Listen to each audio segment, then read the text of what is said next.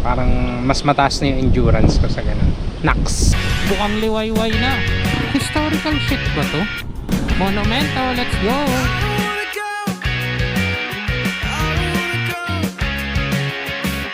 Woohoo! EDSA, let's go! Grabe naman yung lubak dito. Oh, grabe oh, grabe oh! Shoutouts kay Troy. Ayan ang gusto mo.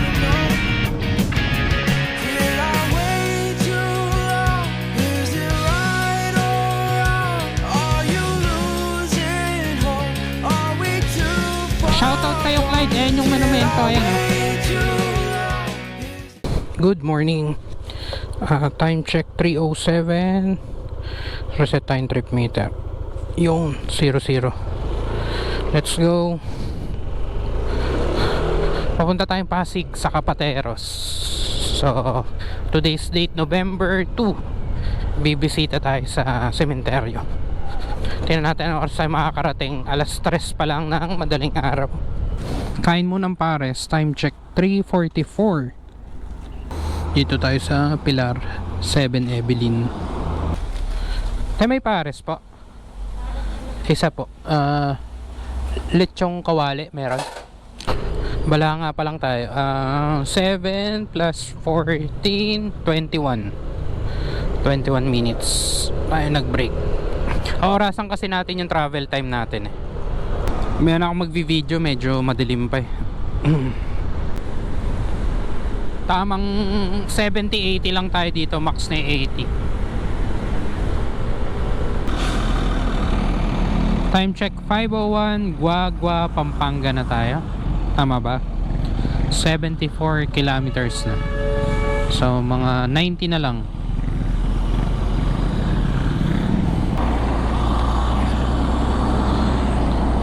.512 San Fernando na tayo. Ayan o, Pasko na. So dito na kayo kakanan. Hindi kayo lalagpas nung flyover. Kanan na kayo dito. Tapos dire-diretso na tong Bulacan na to hanggang Monumento. 5:23, 84 kilometers. Dito tayo sa San Fernando Dolores. 25 minutes break plus 9 minutes break. 34 minutes. 34 minutes na yung break natin. So mamaya orasan natin. Tapos ima-minus natin sa break natin kung ilan yung travel time natin. Bulacan yung daan natin. Magbabayan-bayan tayo. Let's go. 5:45. Yun oh. Bukang liwayway na. Lalim. Medyo lumiliwanag na.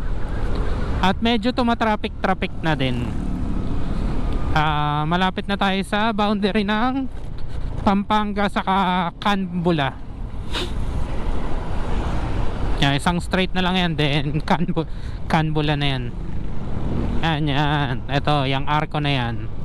Pag nakita nyo yan, ibig sabihin boundary na ng Pampanga sa Canbula.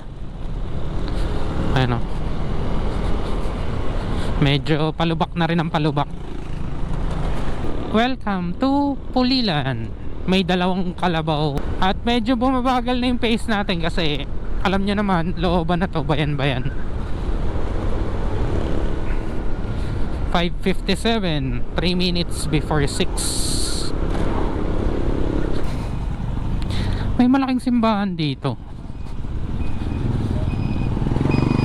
Historical shit ba to? So lagi parang dinadayo eh. San Isidro Labrador something. Yun guys, ang dami na naming rider.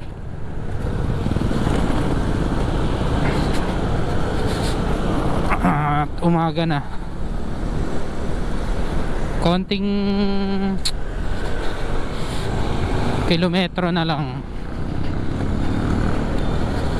sa Monumento na tayo. Grabe naman yung lubak dito. Oh, grabe oh, grabe oh. Kasilaw. Sarap din may kasabay sa kalsada mga grupo eh. Kahit di mo sila kagrupo. Oops.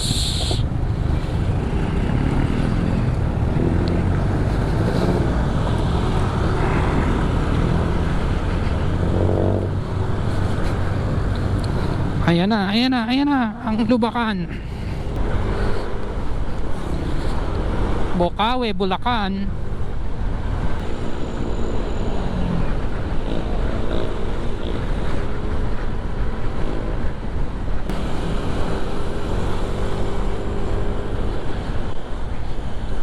NREX.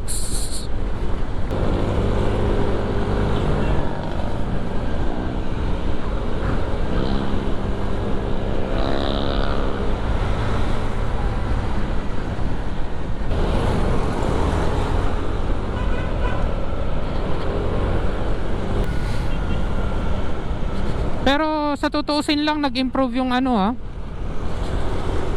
yung kalsada ng Bulacan lalo na dito sa may Marilao, SM Marilao. Inaayos na nila, though hindi pa rin perfect, meron pa rin iba. Pero may may progress. Ayan meron pa rin iba Pero malaki yung in-improve kumpara dati, syempre. 4, 3, 2, 1.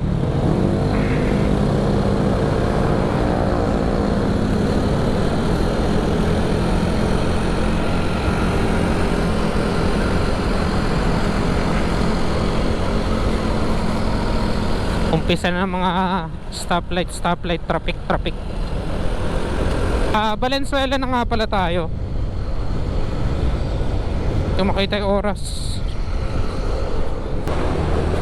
7:02. Ayan, 7:02 Valenzuela.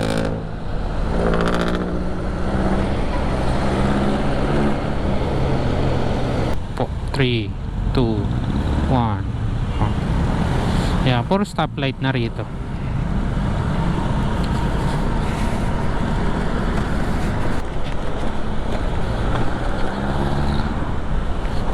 Oops, yeah. Inaabot na naman. Lagi na lang inaabot ng stoplight. Buti 10 seconds na 6, 5.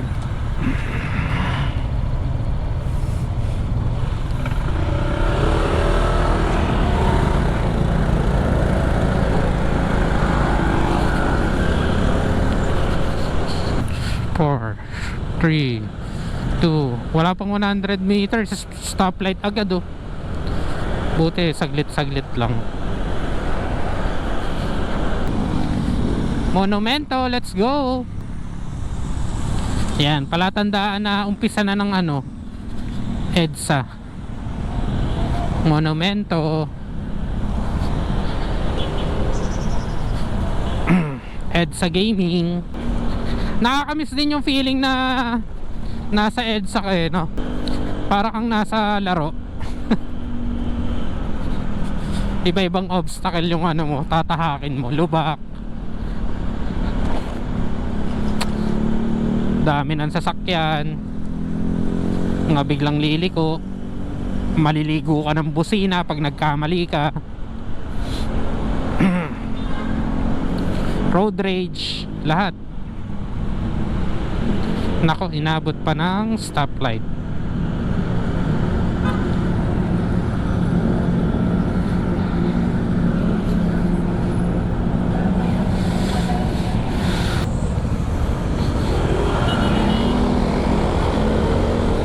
Diba? Busina agad, na-delay ka lang ng konti. Woohoo! EDSA, let's go!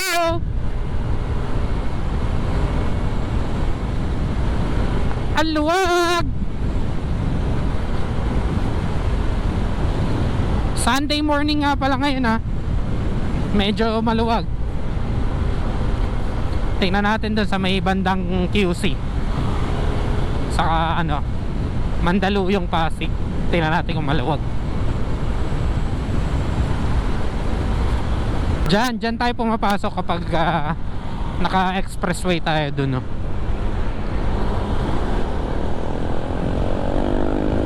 Woohoo!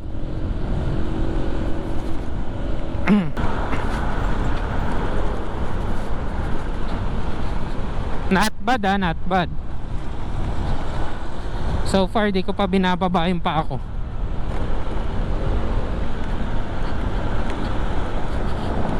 Dito sa Muñoz traffic dito eh.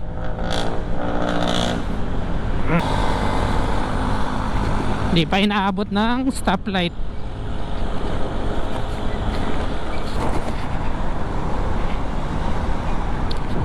SM North tayo. Then Trinoma Landmark. Kalimutan ko na kung saan yung Trinoma. Ito ba? Landmark to eh. Tapos dun ba ang Trinoma o dun nauna na? Grabe taas ng building oh, building. Ganire pala dito sa Maynila. Pagkataas ba? Oh, para ba ako nasa New York?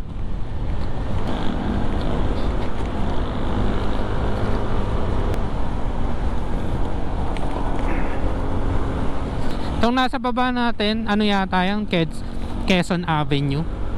Tama ba? Anong tawag doon? Kalimutan ko. Itong kaliwa, Eaton Centris. QC na tayo, QC.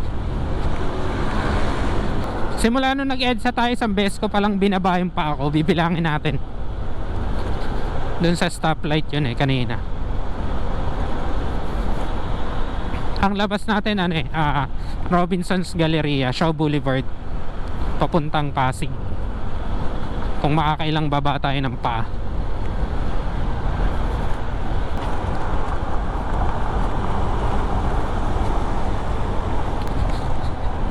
Bus lane sa Wakali.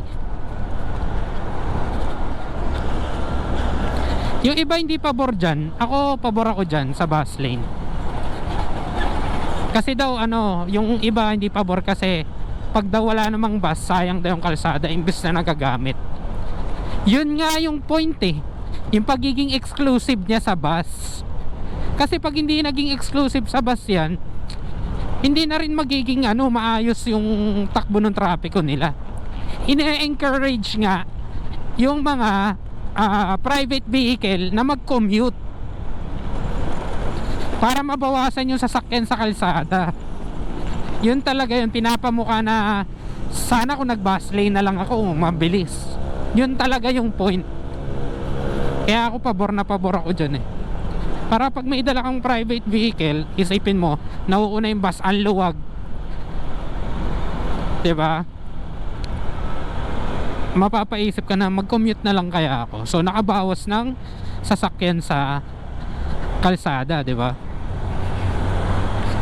Sayang daw, sabi nung iba na imbes na nagagamit nung iba. Eh di mawawala rin yung konsepto ng bus lane na exclusive, diba?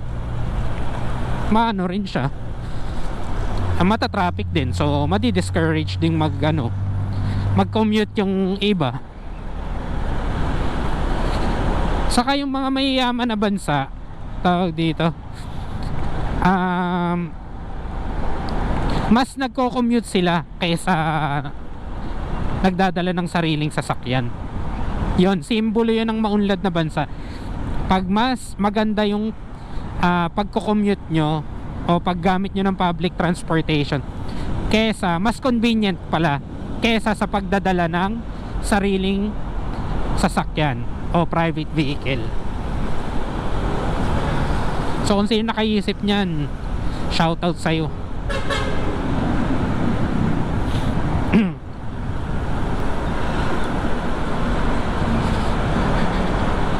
Saka yung mga emergency naman, yung mga ambulansya o pulis na may hinahabol o kung ano man, basta may communication eh, tamang communication, alam ko ine-exempt sila dyan eh. Pero dapat may pasabi ka, may pag-coordinate ka sa kanila, hindi basta sasabihin mong emergency eh, hindi pwede yun.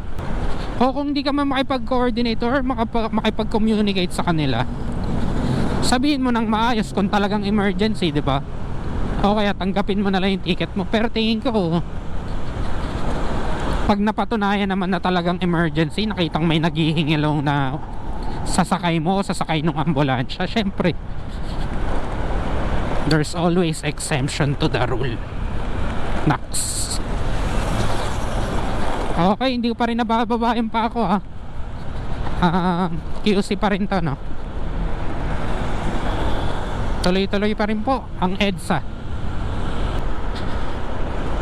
Dito na tayo sa PNP National Headquarters nila. So ewan ko kung QC pa rin to, pero pa Shaw Boulevard na tayo, pa Mandaluyong na.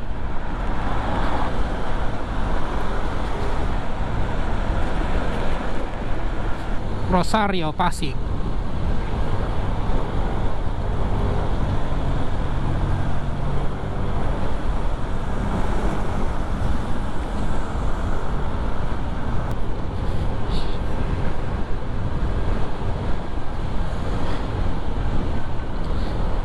Eto, nakakaliwa na tayo dito.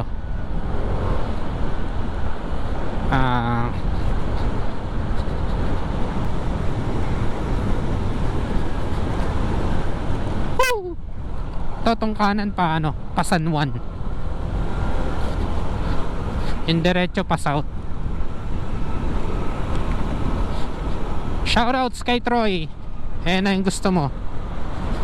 BSA Twin Tower.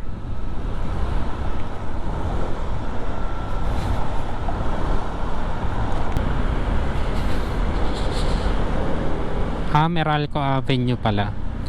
Meralco Avenue. Wala kang traffic. Wala na, tapos na yung puntahan ng mga tao sa sementeryo. Pahinga na today eh. Mga lasing pa yung mga yan eh.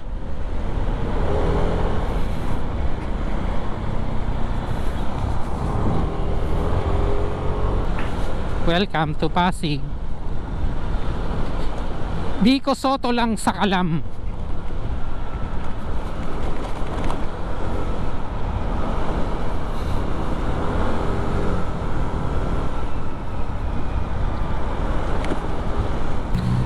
Wakali.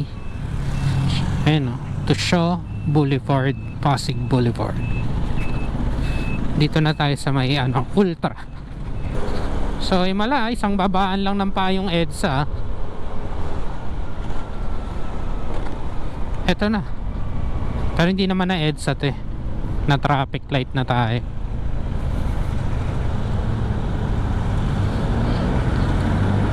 Ay hindi, inaabot ng green, so hindi tayo nagbaba ng paa. Swerte lang.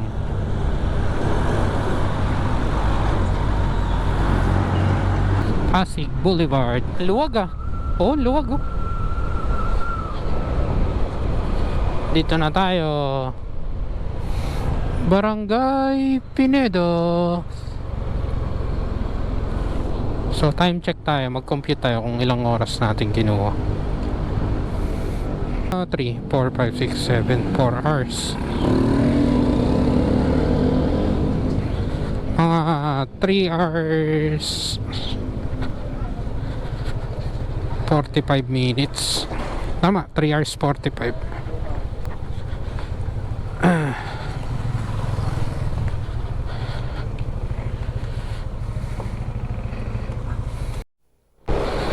Diretso na muna tayong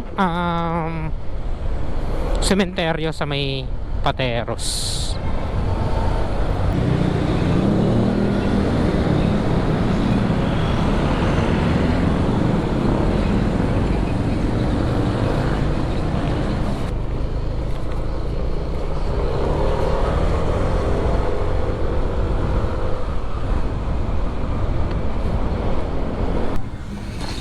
Garden of Memories.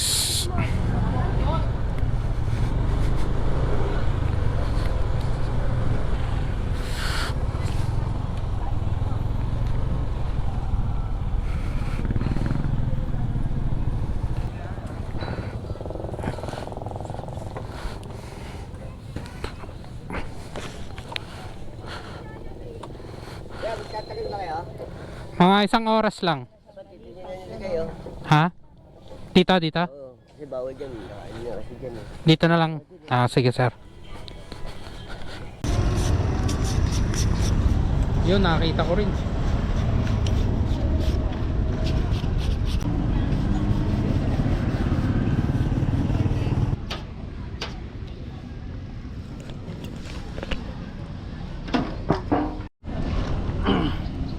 Yan, malinis na.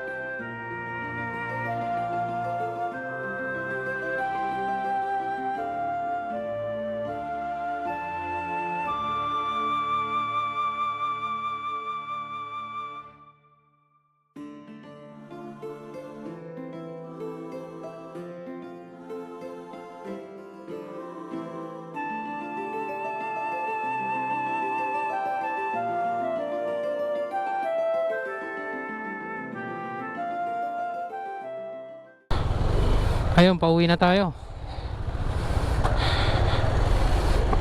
Daan muna tayo sa air mats ko sa lolo ko. Boss, an exit.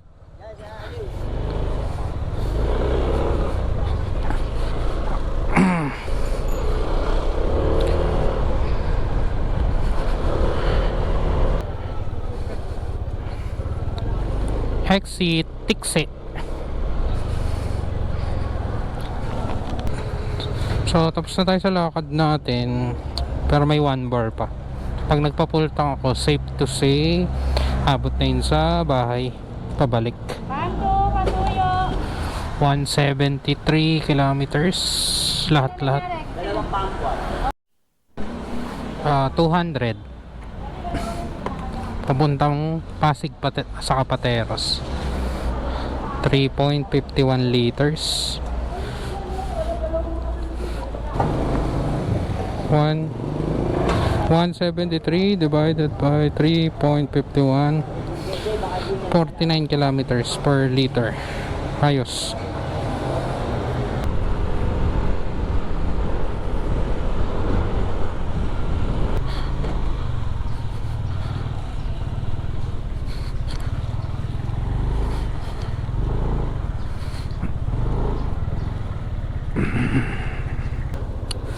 Time check 10:59, alas 11, uwi na tayo. 175 kilometers na tayo. So yun lang, ginawa kong balikan yung Manila. Tara, buti na lang yung isang lolo ko nandyan lang sa bahay, yung abo, yung urn. So hindi na ako lumayo, dyan na lang.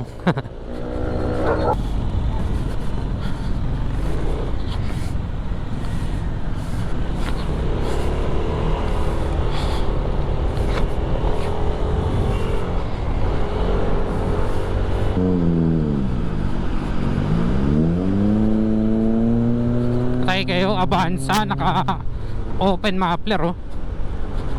race car yan, yari kayo. Dito tayo sa Ortigas Avenue corner, Meralco Avenue. EDSA, let's go. Tingnan natin ngayon kung magbababa tayo ng paa at kung ilang beses.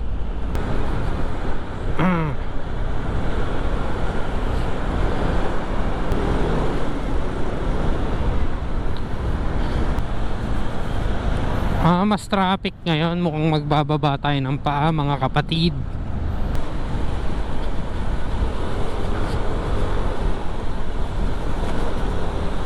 Eton, Centris.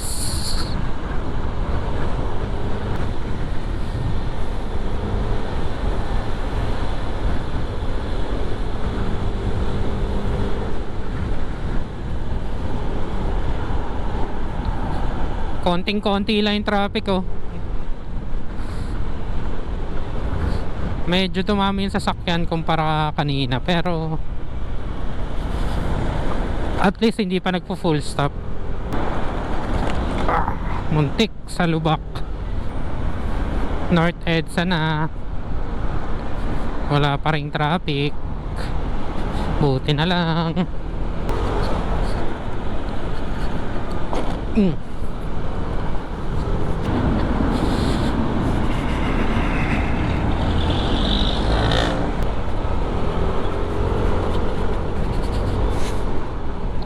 Nalito ako, nasanay kasi ako sa expressway.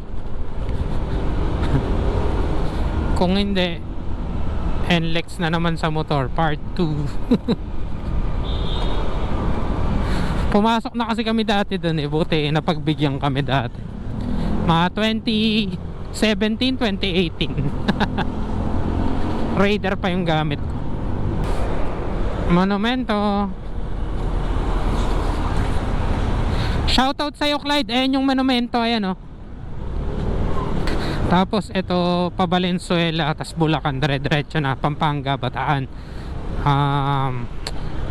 Dito tawag dito MacArthur Highway, yan. So ayun, ganun lang, Bataan na ulit tayo. Ito. 4 PM in the afternoon, balikan. Napansin ko lang mas mas okay na yung endurance ko kapag long ride. Simula nung nag-ride kami ng North Loop saka ng Benguet saka Baguio. Parang pag mas malapit doon, mas easy na sa akin. Hindi lang physically pati mentally. Parang mas mataas na yung endurance ko sa ganun. Nax. So parang ngayon, kahit balikan hindi ako ganun kapagod. Parang kaya ko pang umalis ulit. Yun. So hanggang dito na lang. Salamat sa panonood. Syempre like, share, and subscribe.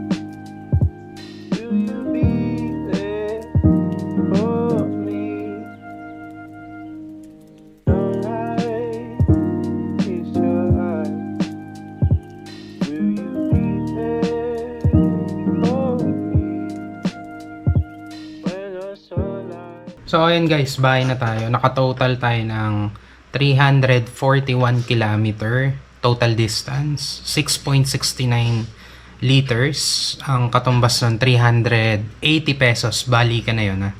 Tapos nag-average tayo ng 50 kilometer per liter. So yun lang, salamat sa